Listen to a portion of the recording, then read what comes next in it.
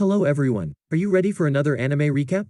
Then subscribe right now to this Anime Plots YouTube channel and watch this full video. Did you subscribe? Okay, let's start the video. David Martinez is a teenager who lives with his mother, Gloria. While struggling with the little money they have, David attends the esteemed Arasaka Academy. David must also update his cyberware in order to continue his classes. But because he lacks the funds, he illegally modifies his cyberware with the assistance of a local technician named Doc. During class, however, his illegal modifications cause his entire class system to crash. The headmaster immediately arrests David and summons his mother Gloria. As a result, Gloria agrees to pay the damages. On the way home, Gloria chastises David for failing to purchase the proper licensed update, and instead using a pirated version. David doesn't want to study in the first place. He wants to drop out and start working right away. Gloria is sad because everything she does is for David's future. Suddenly, some men open fire on the van across the street. David and Gloria are caught in the crossfire and are involved in an accident. The emergency medical personnel arrive on the scene. However, because they are not part of their hospital system, they are simply left there. David stands helpless as Gloria lies motionless on the ground. David transports Gloria to a low-cost hospital. Gloria undergoes surgery there and survives. However, she is still seriously injured. David uses Gloria's savings to pay for the surgery. Suddenly, he notices a military-grade Sandevistan implant that Gloria appears to have stolen. It's the same one the crazy man was wearing at the start. The following day, a wealthy and spoiled child named Katsuo insults David and worse, his mother.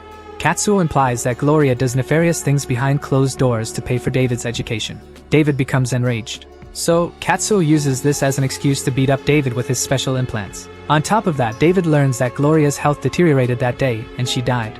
David is taken aback. He can't even afford to properly bury his mother, so he has her cremated and receives her in a small box. David has no money, and his rent is past due. To honor his mother, David wears her nursing jacket. Then he goes to Doc, the same man who gave him the faulty update, with the Sandevistan implant. Doc claims that some powerful people in town are after the implant, so no one will buy it. David, on the other hand, is here to implant it into his own body.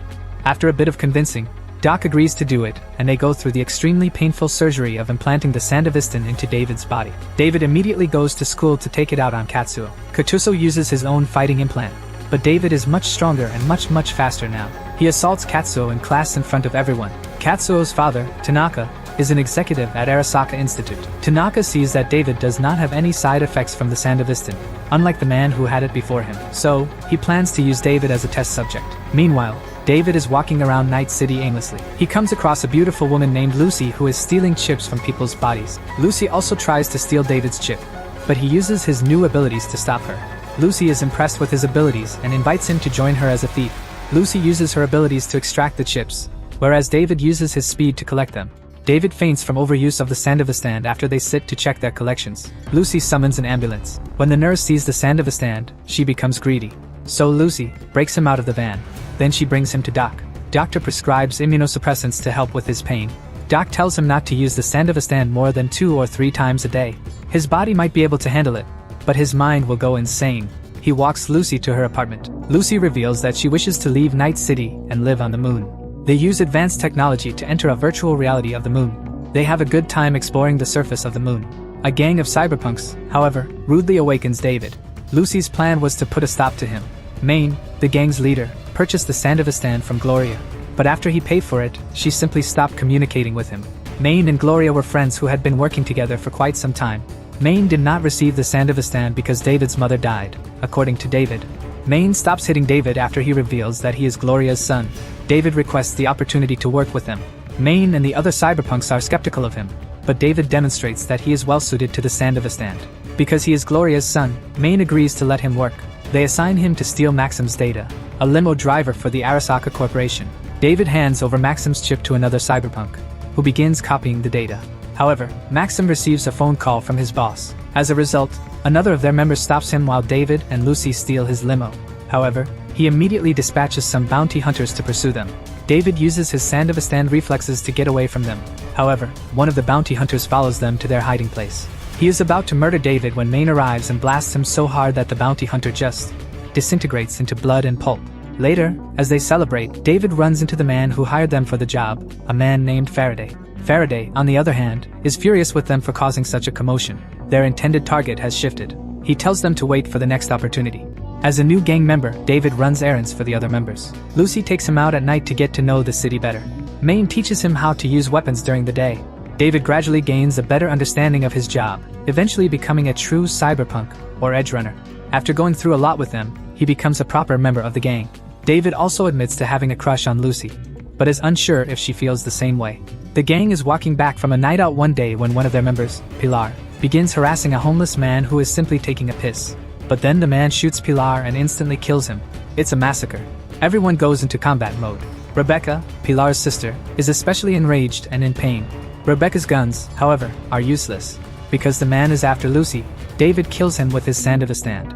Maine dispatches David and Lucy to pick up Lucy at her home after the battle is over. Lucy claims that she did not take him into the moon VR to stall him. She truly intends to travel to the moon. David promises to assist her in realizing her dream. When Lucy hears this and kisses him, Maine offers David Pilar's special cyber hands. David, on the other hand, is fascinated by Maine's cyber hands. Maine proposes to give it to him if he dies. Kiwi, another gang member, claims that Tanaka has gone underground to hide. Kiwi, on the other hand, discovers Tanaka's interest in pornography VR. Tanaka's main VR supplier is a man named Jimmy, who handcrafts these erotic VRs, so they set out to kidnap Jimmy. But Jimmy is too intelligent for them. He knocks Maine and David out and then kidnaps David. So Lucy follows them along with Dorio, Maine's girlfriend and the gang's vice captain. Meanwhile, David awakens in a room filled with dead bodies. He is armed with a gun. When some soldiers arrive to stop him, he kills them all. However, the military arrives and kills him. David awakens in a state of shock, sweating profusely. It turned out that Jimmy had just put him in a memory file. Jimmy intends to torture David until he, too, becomes a cyber psycho like the one who wore this before and murdered Pilar. Lucy and Dorio arrive just in time to save David. However, Jimmy orders 2 bulletproof drones to shoot them. David, on the other hand, distracts them with his abilities while Lucy hacks them. Jimmy gives up and is returned to their hideout. According to Jimmy, the previous user of the Sandavistan was a soldier who was used to working with cyber input. Nonetheless, the Sandavistan drove him insane. David responds that he will be fine. They later set a trap for Tanaka with Jimmy as bait. Tanaka, on the other hand, is not easily defeated and fights back. They manage to stop Tanaka, but Jimmy is killed in the crossfire. When the ambulance begins to approach them, they flee. Maine begins to lose control of his cyber implants. He blacks out at random and has severe mood swings. Kiwi attacks Tanaka without realizing it while attempting to hack into her mind. Kiwi has been seriously injured. The part 1 of Cyberpunk ends here.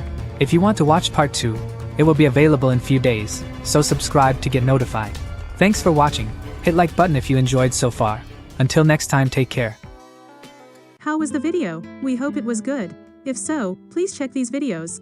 Also, please comment down your thoughts and your suggestions for future videos. If you haven't already, please consider subscribing now to show the support to our channel. We hope to see you soon with another video right in this channel. Have a nice day.